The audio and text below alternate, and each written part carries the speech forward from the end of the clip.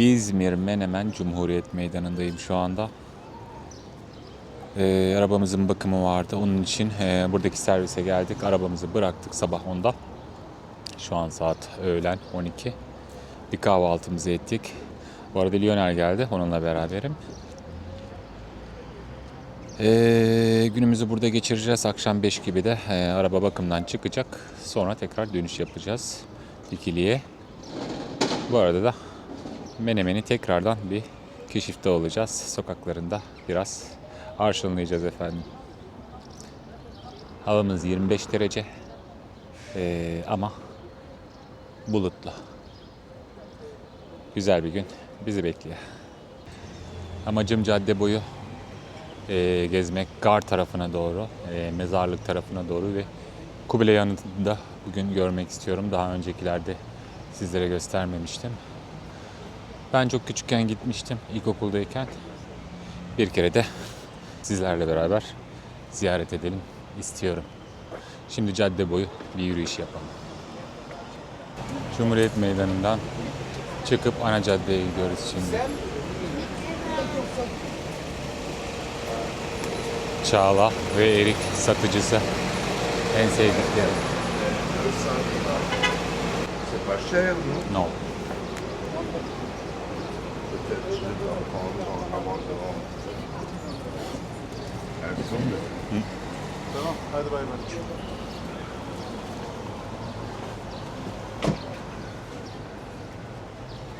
Şu an çilek zamanı. Emiralem de buraya uzak değil. Emiralem ki çileğin en çok yetiştiği yer burada. Fiyatlar da gayet uygun şu an. Çünkü tam zamanı. Evet, cadde boyu yürüyelim bakalım. Geldiğimiz yer o taraf. Garaj tarafı.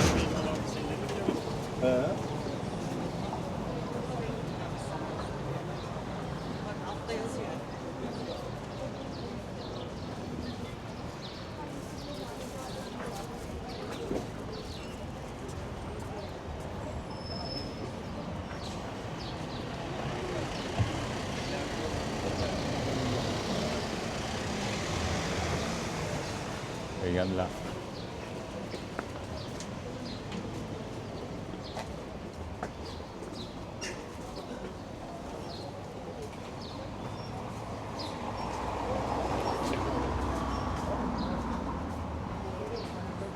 Birçok defa geldik buralara. İzmir'den gelirken yemek yemek için aradık. Hatice ile beraber geldik, işlerimiz vardı. Bayağı bir gezmişliğimiz var. 2 tane güzel videom var Menemen'de. Tam bir geziydi onlar. Camisiyle, kilisesiyle, hanıyla, hamamıyla. Onların linkini aşağıya bırakırım bu arada. Hadi.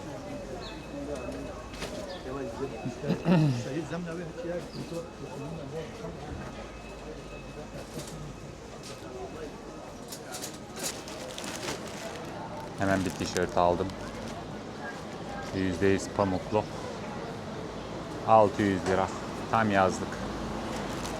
Böyle delikli hava alacağım.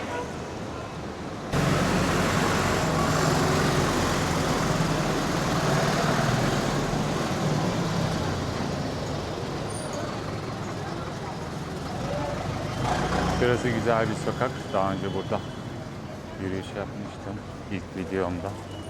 Sağlı sollu. Araba yolu değil burası. Yaya yolu.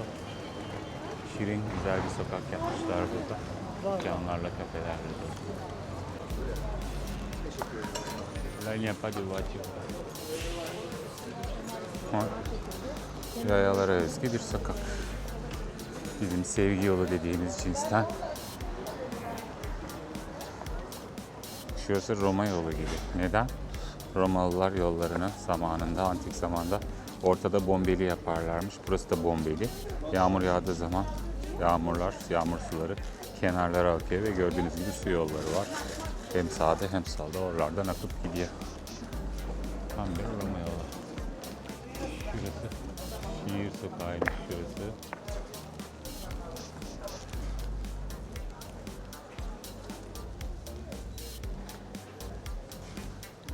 Sağlı sollu dükkanlar.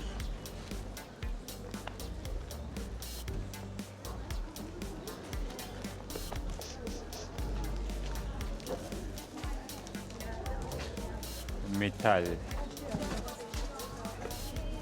Pour faire des salades. 100 liraya. 100 lira. T'as vu?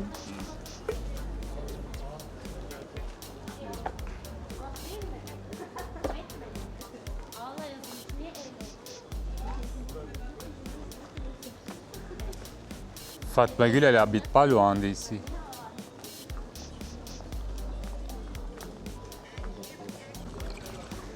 Merhaba güzellik.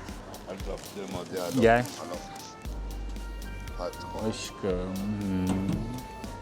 Elzospa. Oy ne güzel bir kızsın sen. Niye kız diyorum? Direkt. Çünkü 3 renkli kedilerin hepsi dişi. O yüzden böyle.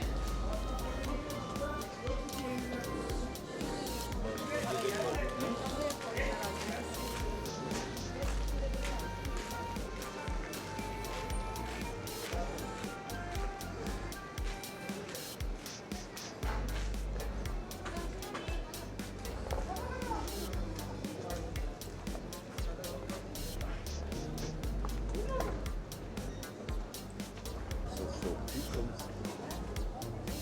C'est des clients. C'est ça qui m'énerve. Gençler ben de laflarını sorayım. C'est quoi banco? Je sais pas. Elektronik ou quoi? Non, il y a tout. Herhalde evlenenler için, evini yenileyenler için bir yer olsa gerek. Ev kur gibi bir şey. Her şey var. Ne kadar büyük bina. Oui, c'est comme tout électronique, des choses pour la cuisine, salle de bain.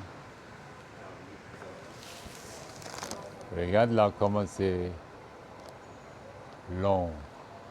Oh, çok yüksek bir bina. Şunu gördüm arkadaşlar, bakın apartmanların arasında tek katlı kalmış bir evcik. Minicik. Yazık. Buradan sonra zaten mahalleler hep tek katlı. Eski evler var. Ama bu herhalde satmaya diretmiş birisi. Satmamış ve kalmış böyle apartmanların arasında. Adnan Menderes Caddesi'ne doğru tekrar devam ediyoruz.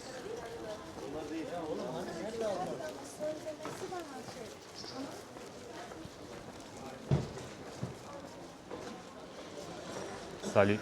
Tiens, ils m'ont demandé ça. C'est des choses. Oui.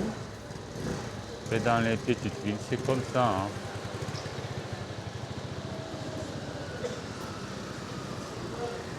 Bakın üst mahalleye, bu apartmanlardan sonra direkt tek katlı eski evler. Hein? Oh, c'est des petites maisons. Oui. Ilan, il habite là-bas, un peu. Sa mère, Ouais. dans les maisons. Une vieille maison, comme ça.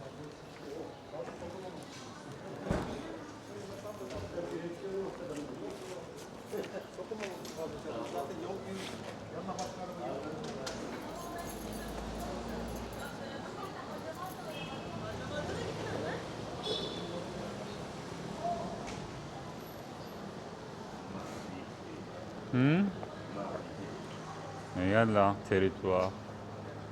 Kaldırımı kapatmışlar. Dükkanın önü merdivenle bir giriş yapmışlar. Apartman da aynı şekilde zar zor yürü.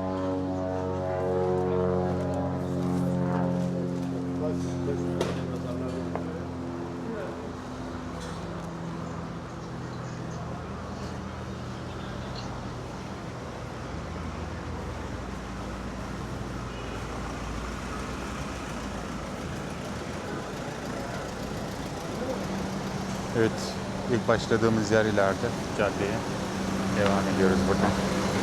Adnan Menderes Caddesi.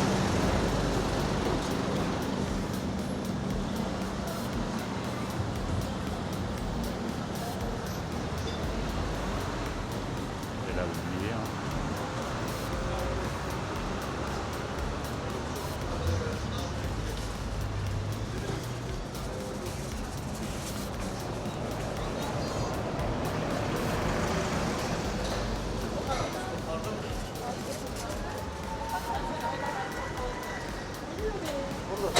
getirdiler hayvan. Günden bir yere olmuyor. Ben bilmem ama sonra.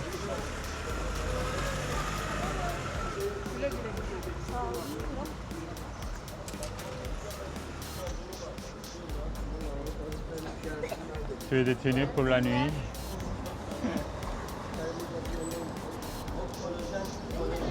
Gel var. Kazıların.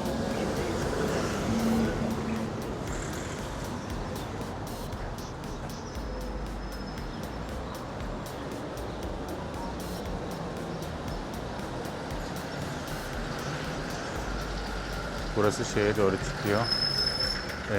İstasyona, tren garına. Aradan da ana yol geçiyor İzmir'e giden. Tam Menemen'i tam ortadan ikiye bölen ana yol. Manav. Regarde les fraises. Çilekler. Heh, çilekler burada. Sabah. Çağla ne kadarmış? Çağla badem 99. Regarde amande frais 100 lira. 100 lira. Çağla. Akşişo. Enginar.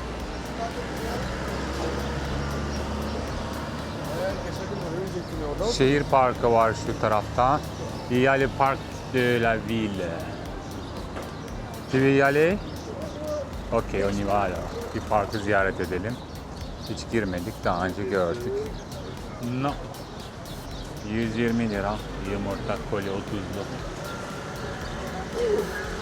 J'ai pas envie. Viens.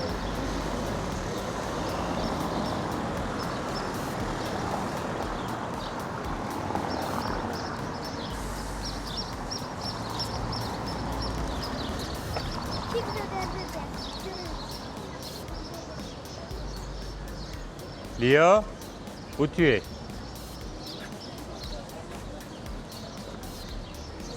Il y a des ballons là. Tu as vu? Là. Cepte bir sürü balon var. Seçki var o. Bir dükkan açılmış olmalı, tanıtım yapmışlar olsa gerek. Menemen Şehir Parkı. Menemen Belediyesi. Bir girelim bakalım. Şeyler için yer de var. Tekerlekli sandalye kullananlar için. He? Oy. Hatice Elveneysi. Hatice bahsediyordu bana, buralara gelirlermiş oturmaya, dinlenmeye, çay içmeye, çekirdek çıtlatmaya.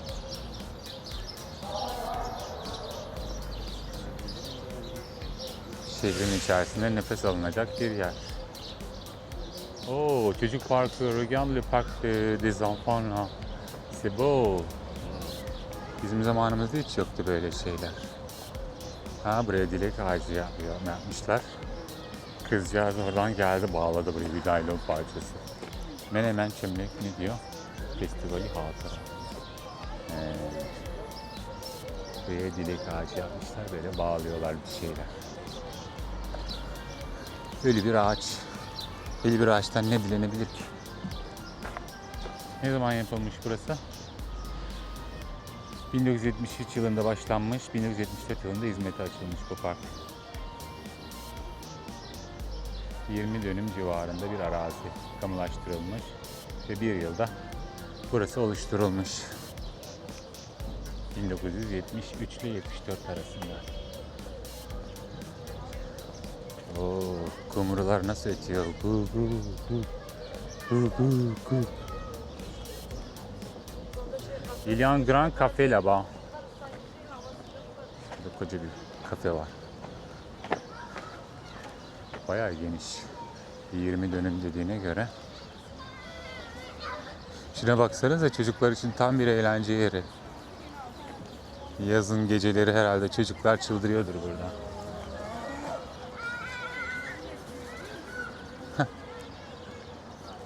Olsam çocuk olsam. 1, 2, 3, 4, 5, 6, 7, 8, 9, 10, 11, 12, 13 tane falan şey var. Kaydırak var böyle farklı farklı.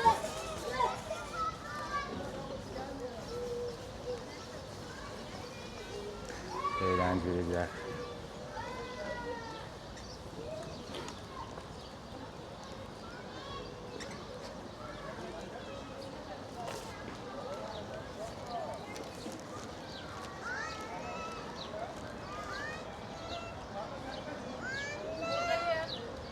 Qu'est-ce que tu fais? Tu veux aller au café?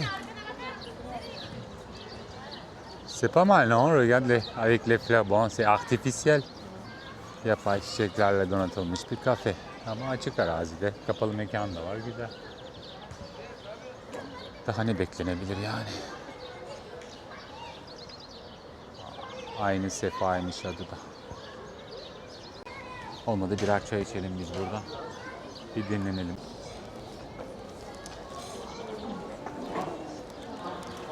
Girelim bari.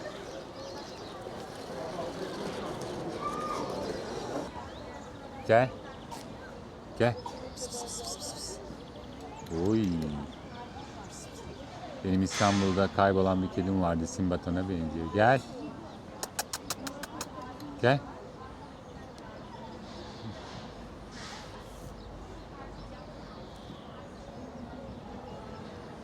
Oturduk. Birer bir şey içeceğiz. Birer tatlı yiyeceğiz. Ondan sonra yola devam. Biraz da buranın tadını çıkaralım.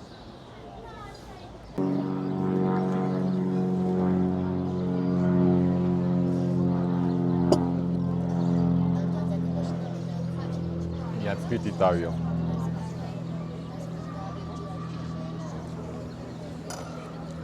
Lyo'ya bir köşkül, bana bir San Sebastian. Havada sıcak olunca kolayla beraber. Aynı sefadan Menemen Parkı'nda keyif çatıyoruz.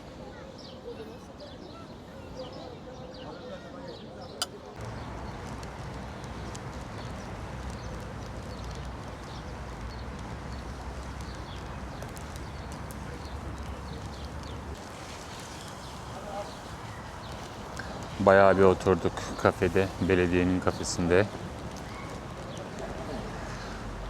Yorulmuşuz. Zaten çok erken kalktık.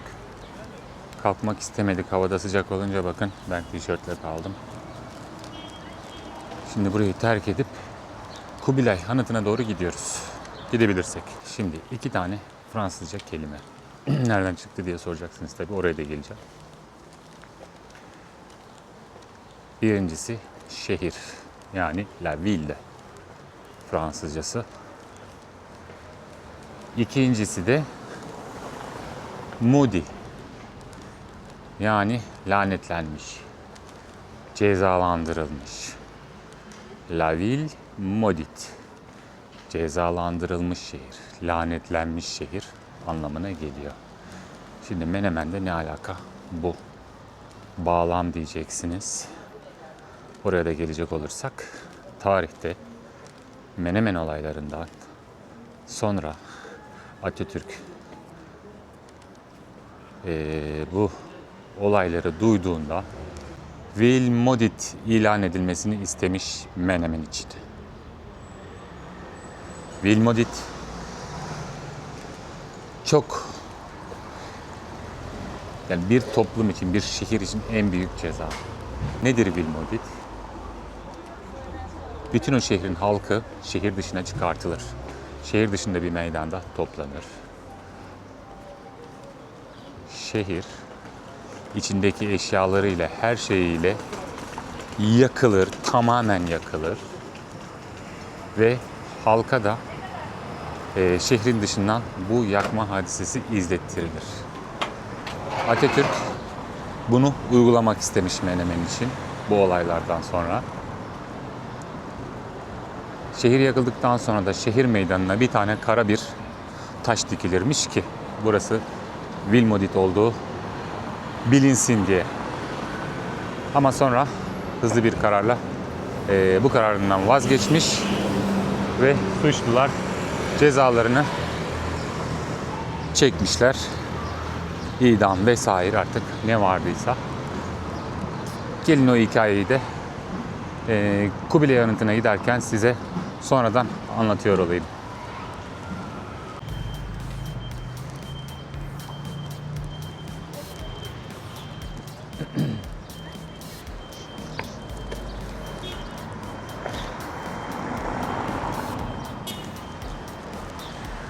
kestirme bir yol arıyoruz.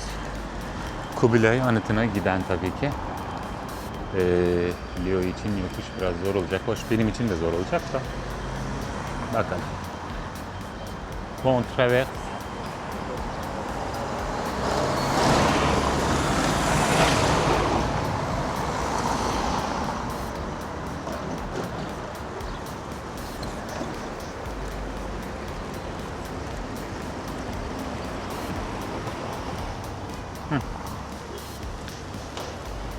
Kubilay Anıtı.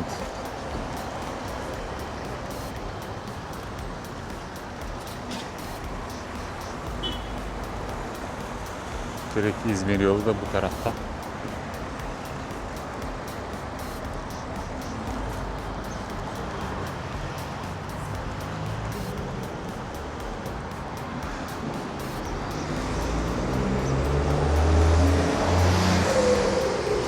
Là, il marque Kubilay Anıtı. Tu vois? Kubilay. Et gare de Menemen, c'est là aussi. İstasyon da şu tarafta. Menemen tren istasyonu, tren garı.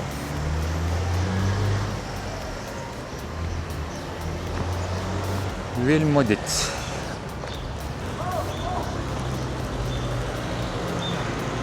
Tabii bu şehir Menemen, Vilmodit ilan edilmiş olsaydı o zaman Atatürk tarafından şu anda burası ne durumda olurdu bilinmez. Belki burada bir şehir kurulmasına dahi izin verilmemiş, izin verilmeyebilirdi.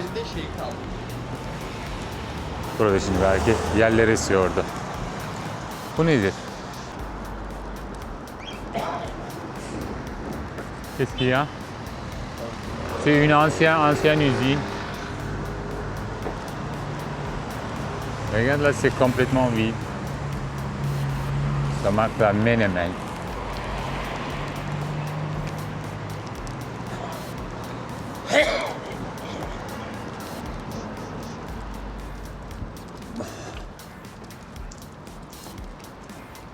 Altı Karaburun Caddesi. Ha? Ben on va traverser là. Buradan geçebiliriz herhalde.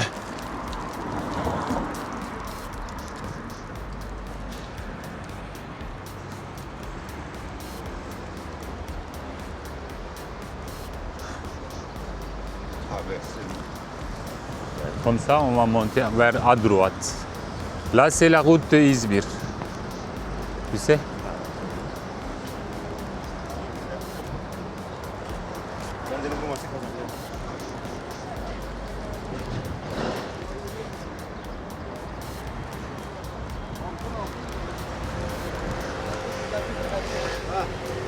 Elmas burası, elmas.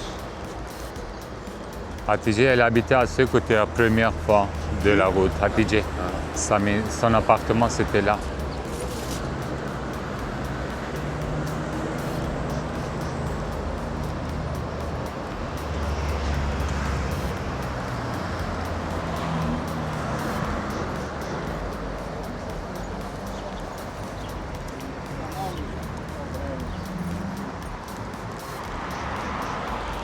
Gördüğünüz gibi şehir ikiye bölünmüş. Bu taraf batı ve doğu şeklinde, aradaki yolla, İzmir yoluyla.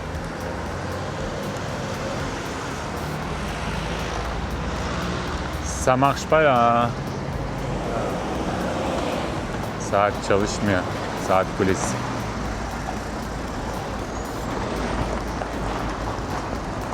Bakırçay Üniversitesi Menemen Yüksekokulu, c'est l'université.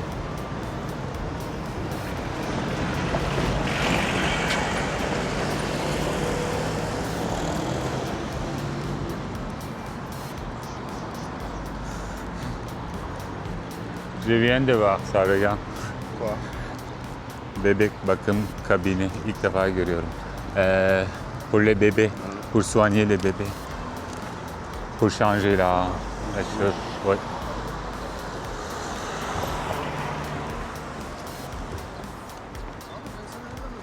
Para da değil, sen gidiyorsun bana da. Hani para geliyor tamam da. Regarde les trains.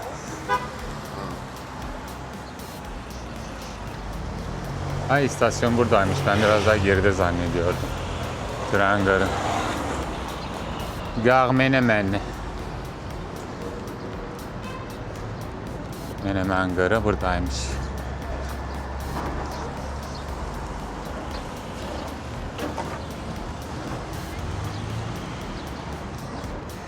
Keşke böyle bizim Bergama'ya, Dikili'ye doğru gelmiş olsa bu. Ali Ağa'da bitiyor tabi hat. O bakımdan İzmir'e falan gidecek olanlar otobüslerle Ali Ağa'ya, oradan da İzmir'e gidiyorlar. Karabiber.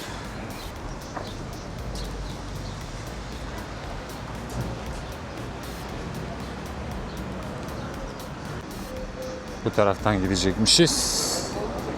GPS'i açtım.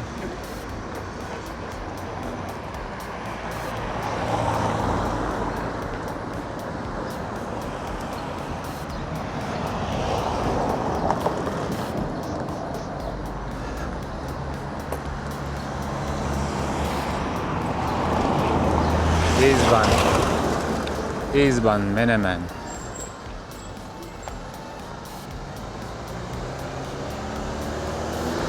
On traverse.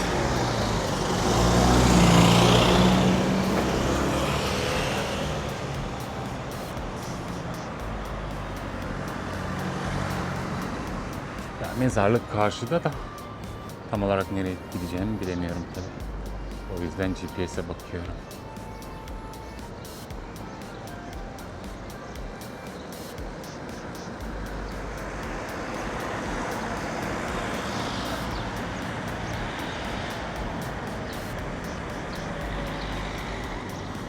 Burada bir kere inmiştim.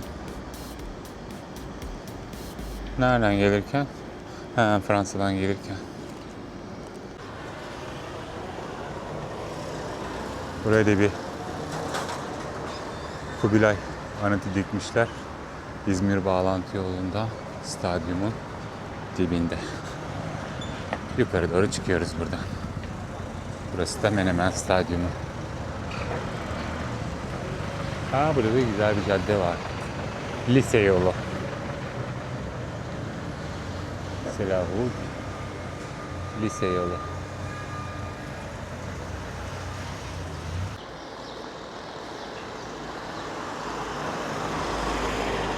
Hemen stadyumun yanından yukarı doğru çıkıyoruz. Yorucu.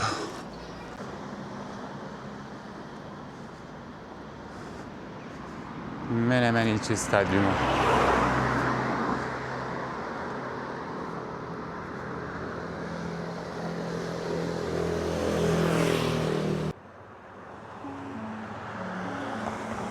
Burası Menemen. Bugün sakin. Hatta belki de fazla sakin.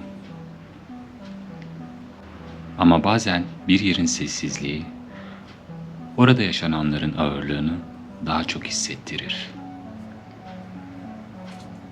1930 yılının Aralık ayı. Cumhuriyet henüz çok genç. Daha 10 yaşında bile değil. Ve bu genç cumhuriyetin içinde tam da burada bir kırılma yaşanıyor. Kendisine Mehdi olduğunu söyleyen bir adam. Derviş Mehmet. Etrafında toplanan bir grup insan ve kısa sürede büyüyen bir kalabalık. Söylenen sözler sert, atılan sloganlar daha da sert. Şeriat çağrıları, Cumhuriyete karşı bir duruş ve sonra olaylar büyüyor. Olaylara müdahale etmek için gönderilen genç bir öğretmen, aynı zamanda bir yedek subay, Mustafa Fehmi Kubilay. Ama o gün yalnız değildi. Olaylar sırasında hayatını kaybeden sadece Kubilay değildi. Bekçi Hasan, Bekçi Şevki, Onlar da bu olayın içinde. Aynı kaderi paylaştılar. Bugün bu hikaye çoğunlukla Kubilay'ın adıyla anılıyor. Ama aslında 3 insanın hayatı burada son buldu. Resmi tarih bu olayı çok net anlatır. Menemen olayı, Cumhuriyete karşı yapılmış bir ayaklanma. Ama burada önemli bir detay var. Bu olayı gerçekleştiren grup Menemenli değildi.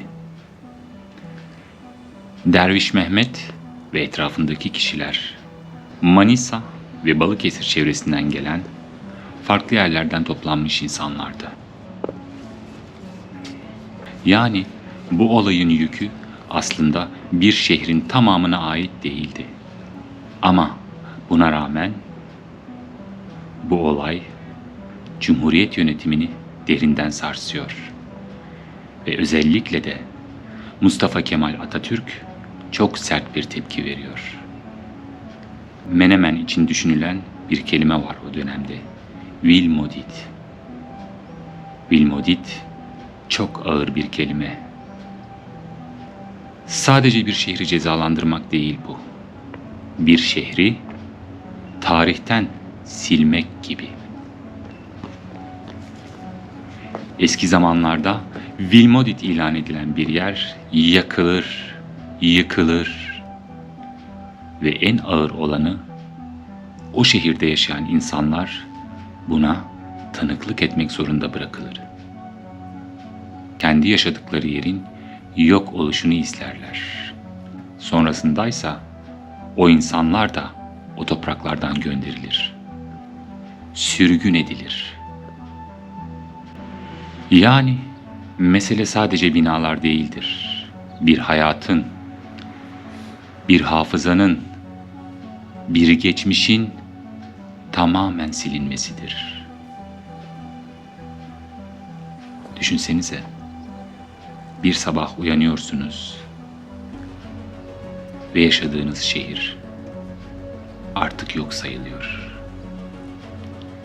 Adı bile bir lanet gibi anılıyor. Ama bu kadar. Uygulanmıyor. Menemen, Menemen olarak kalıyor.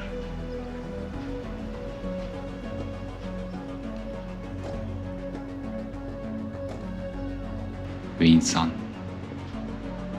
burada yürürken ister istemez düşünüyor. Eğer o karar gerçekten uygulanmış olsaydı, belki de şu anda burada hiçbir şey olmazdı. Belki sadece boşluğun ortasında duran kara bir taş, etrafında yıkıntılar ve rüzgarın dolaştığı sessiz bir hatıra. Bu sokaklar olmazdı. Bu evler, bu insanlar, bu günlük hayat. Belki de burası sadece bir hikaye olarak kalırdı. Tarih bazen böyle bir şey. Bir karar alınır ya da alınmaz ve bir şehrin kaderi tamamen değişir. Bugün Menemen'de yürürken gördüğümüz her şey belki de verilmemiş bir kararın sonucu. Ve belki de en tuhaf olan şu: bazen bir şehir yaşadığı bir olayla değil, yaşamadığı bir kaderle hatırlanır. Bu yüzden burada yürürken insan sadece geçmişi değil, olmamış bir ihtimali de düşünmeden edemiyor.